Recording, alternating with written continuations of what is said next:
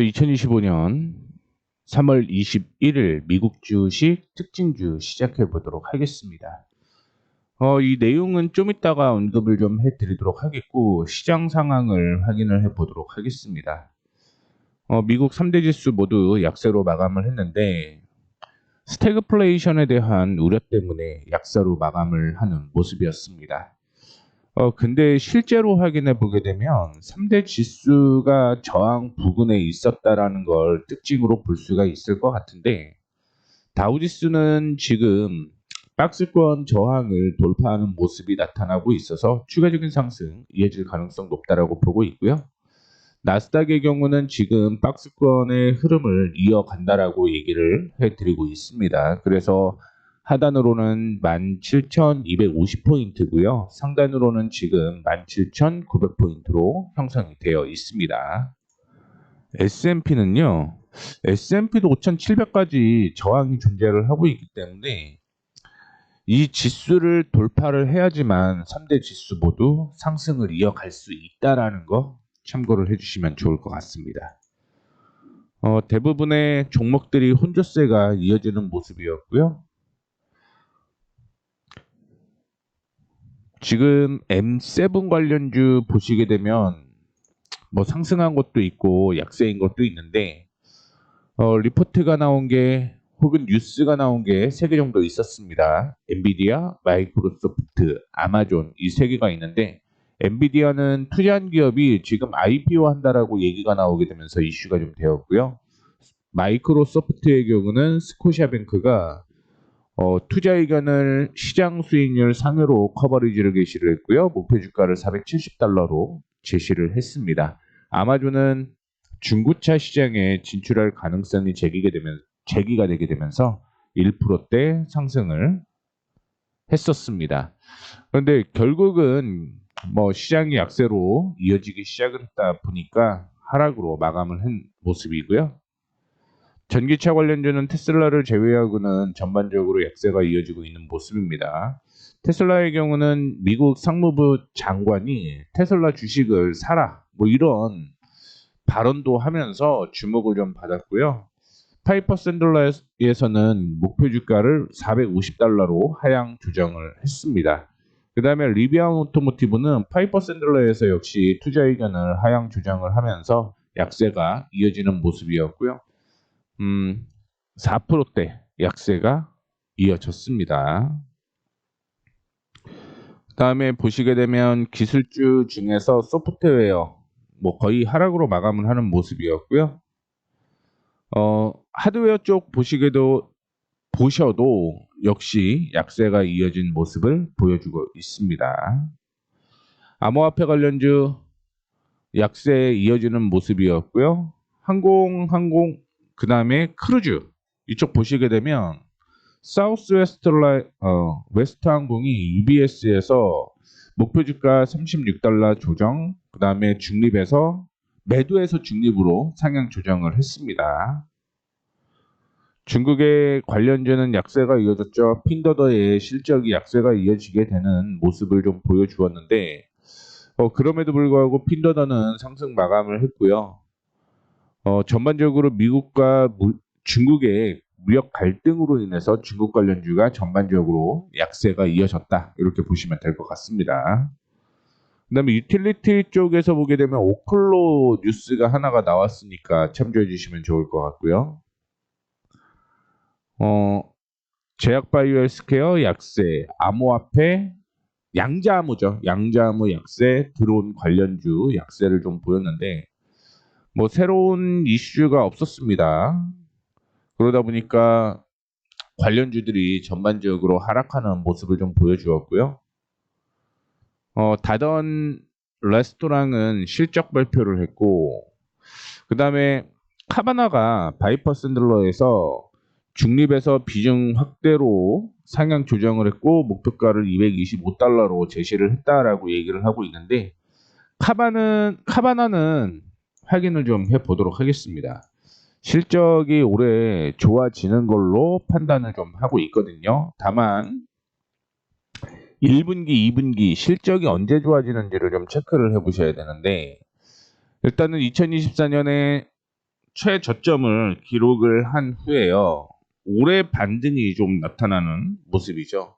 그동안 실적 때문에 문제가 굉장히 컸었는데 지금은 턴 어라운드가 될 것으로 예상을 하고 있는 만큼 파이퍼 샌들러에서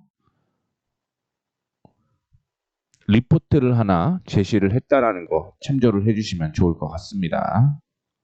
그리고 차트도 한번 볼게요. 차트도 한번 보시게 되면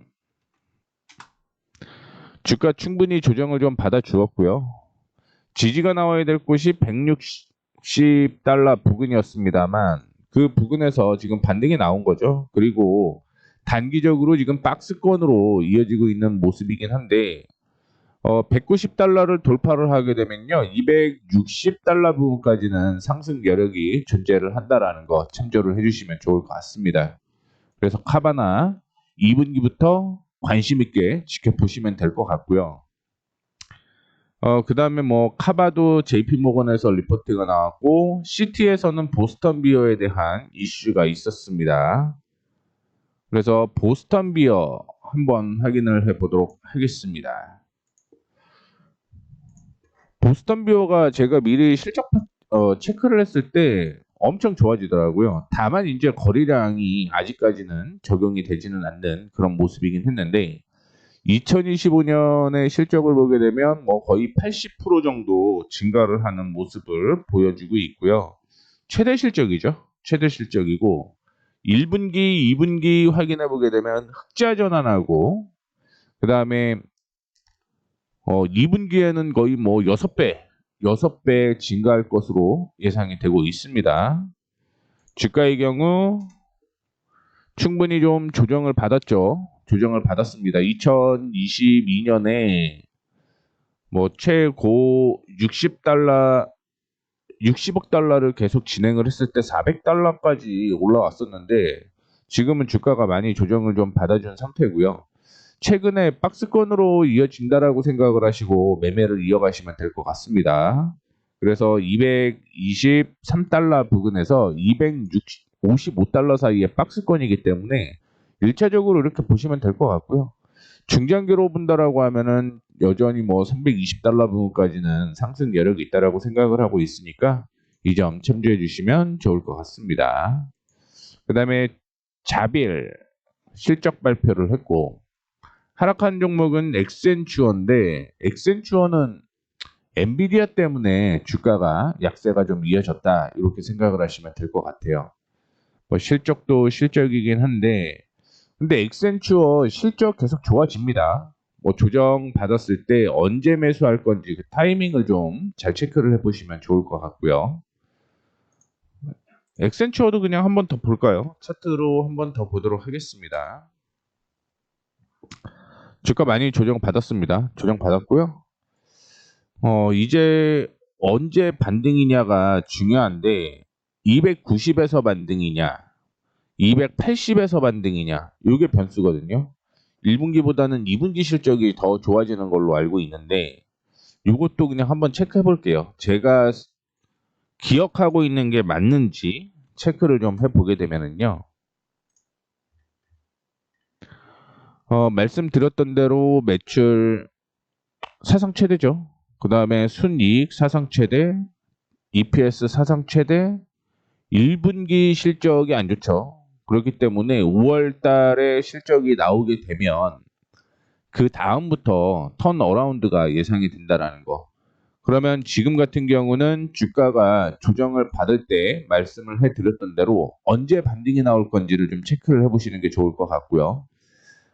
제 예상으로는 일단은 뭐 280이면 좋고 280달러면 좋고 정말 좋은 가격은 245달러인데 뭐 이때까지 올지 안 올지는 모르겠습니다. 주가가 올지 안 올지는 모르겠고요.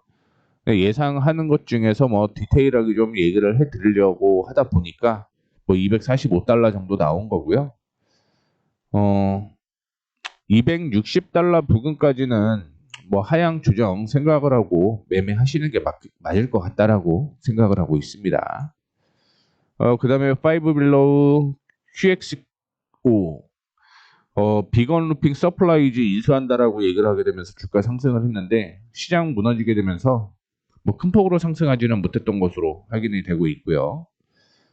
그 다음에 확인해 볼 게 JP모건에서 인터내셔널 페이퍼에 대한 투자 의견을 비중 확대로 커버리지를 게시를 했고요. 목표 주가를 59달러로 제시를 했다라고 얘기를 했는데 요거는 봐야겠죠. 빨간색으로 표시가 되어 있기 때문에 체크를 좀 해보도록 하겠습니다.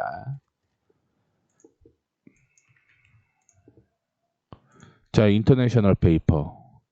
얼마 전에 얘기가 나온 게 뭐였냐면 골판지 가격이 지금 뭐 인상이 좀 되고 있습니다. 그렇기 때문에 뭐 당연히 IP, 그러니까 인터내셔널 페이퍼도 역시 그에 대한 수혜가 있을 가능성이 높다라고 보고 있고 순이익이 전년 대비해서 95% 정도 상승을 하고 있고요. EPS는 76% 상승을 하고 있습니다. 다만 안타까웠던 게 분기 실적이 안 나온다라는 거, 요것 좀 참고를 해주시면 좋을 것 같고요. 주가 확인을 좀 해보시게 되면 조정을 충분히 받아주고 올라가고 있는 모습이죠. 그리고 2022년 사상 최대 실적을 예상을 하고 있는데 2021년 실적도 좀 체크를 해봤으면 좋겠습니다. 근데 만약에 2021년 실적도 뭐 좋아진다라고 한다면 당연히 뭐 62달러까지는 추가적인 상승 이어질 가능성이 있다라고 보고 있고요. 지금 현 기준으로 보게 되면 단기 저항입니다. 이 단기 저항을 돌파를 하게 되면 매수 타이밍이 맞다라고 보고 있는데 세부적인 분기 실적이 안 나와서요. 어떻게 뭐 체크할 방법이 없어서 일단은 기술적으로 매매를 좀 하셔야 된다라는 말씀 드리도록 하겠습니다.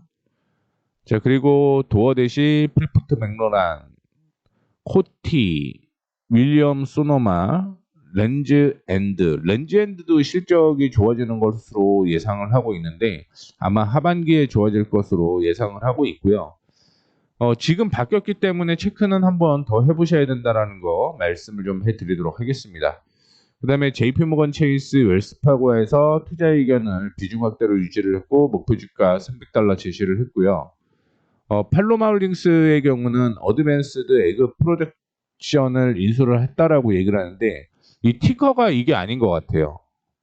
찾아봤는데 제가 일단은 조금 더 확인을 좀 해보도록 하겠습니다. 그 다음에 시간의 특징주 확인해 보시게 되면 페덱스 같은 경우는 향후 경기 침체에 대한 우려 때문에 좋지 않다라는 이슈가 나오게 되면서 약세가 좀 이어졌다라고 생각을 하시면 될 것 같고요. 사우스웨스트 웨스트 에어라인스의 경우는 목표 주가 멜리우스에서 상향 조정을 했다라는 거 참고해 주시면 좋을 것 같습니다. 자, 그 다음에 US 스틸 시간의 거래에서 3%대 하락을 하고 있다라고 보시면 될 것 같고요. 위성 이미지 분석 기업 플래닛 랩스 뭐 10% 추가 하락하는 그런 모습을 보여주고 있습니다. 그러니까 정규 시장에서 약세가 이어졌고요. 시간에서도 역시 하락한 모습을 좀 보여주었습니다. 그 다음에 오늘 뭐 이슈가 가장 크게 됐던 게 마이크론 테크놀로지였죠. 실적 예상치보다 높은 모습을 보여주고 있고요. 3분기 가이던스도 예상치를 상회했다라는 얘기가 나타나게 되면서 시간의 거래에서 주가가 상승을 하는 모습입니다. 뭐 이것 때문에 한국 주식의 그 반도체 관련주가 상승을 하고 있죠. 특징주라고 보시면 될 것 같고요. 비트코인 투자로 주목받는 마이크론 스트레이티지 신규 우선주를 발행을 한다라고 얘기를 하고 있는데 이게 보통주로 전환되지 않는 구조라고 얘기를 하고 있고 추후에 뭐 배당을 현금으로 지급할 것이다라고 얘기를 하고 있습니다. 뭐 참고만 하시면 될 것 같고요. 나이키의 경우는 시간의 거래에서 5% 약세가 이어졌다가 뭐 반등이 좀 나온 것 같은데 오늘 요거는 좀 체크를 해보셔야 됩니다. 약세가 이어질 가능성이 높다라고 보셔야겠죠. 그렇죠? 체크 한번 이거는 장 전에 확인해 보시면 될 것 같고요. 이렇게 해서 관심 종목까지 좀 체크를 해드렸고요. 실적 그 다음에 차트를 통해서 말씀을 드렸으니까 참고해 주시면 좋을 것 같고요. 오늘은 이렇게 마무리하도록 하겠습니다. 지금까지 머니프리웨이 모에이였습니다. 감사합니다.